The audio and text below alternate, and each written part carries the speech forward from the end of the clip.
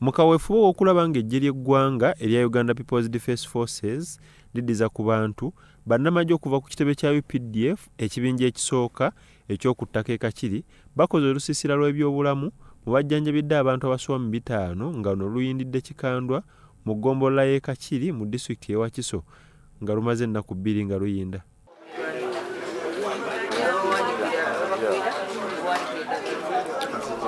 Major Charles Kabona omwogezi wa UPDF ekibinja ekisooka nga yakulembeddemu enteekateeka eno ategeezezza nti UPDF mu kuzimba enkolagana yaayo ejjanjabya abantu endwadde okuli amannyo, abakyala b'embuto n'endwadde endala nga babalemeredde babasindise mu ddwaliro ly'ekibinja kino e Kakiri mu nkambi. Major Kabona agamba UPDF buli weeraba obwetaavu mu bannayuganda bavaayo okubukolako nga kino kye kibayambye okujjanjaba abantu nga bwe balambulula.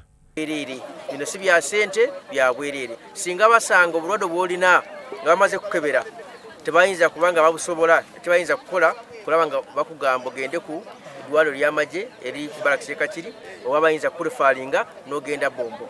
Kati wano bakola ku ndwadde ng'ezikwata ku mannyo oba dento, ne bakola ku genosi obulwadde bwa bulijjo bwonna ne bakukebera ne balaba, ne bakola ku bakazi abeera balina embuto antenatal services, HIV testing and counseling babikolako.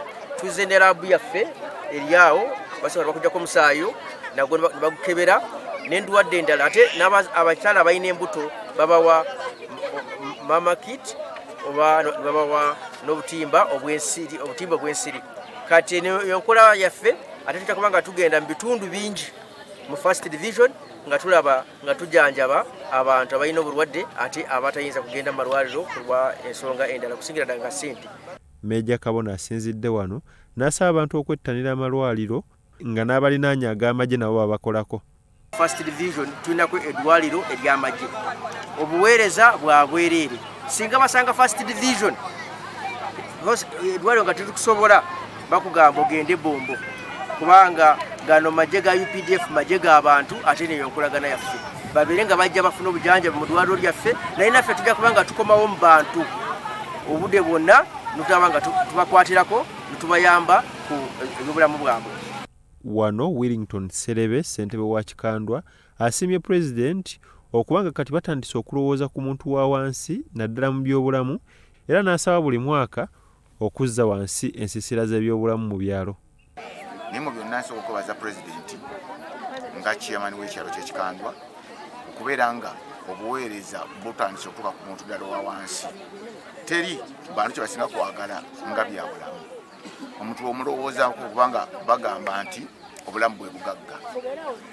Era musaba kino kyakoze kireme kukoma wano, kigendere ddala mu maaso. Nze wano kyensaba Pulezidenti n'abakulu abakulira minisitule n'abagitutuusizaako buli mwaka ensaba kibeerengawo ate kiti batuweeyo 1 week.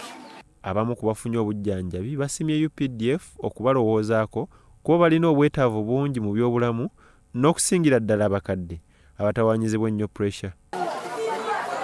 Era ng'akatifa abantu abali wansi tulabira ddala nga tuyambiddwa nnyo era tukusanyukidde nnyo kye bakoze. Byakayanja Amon, Salt TV, Omunnyo.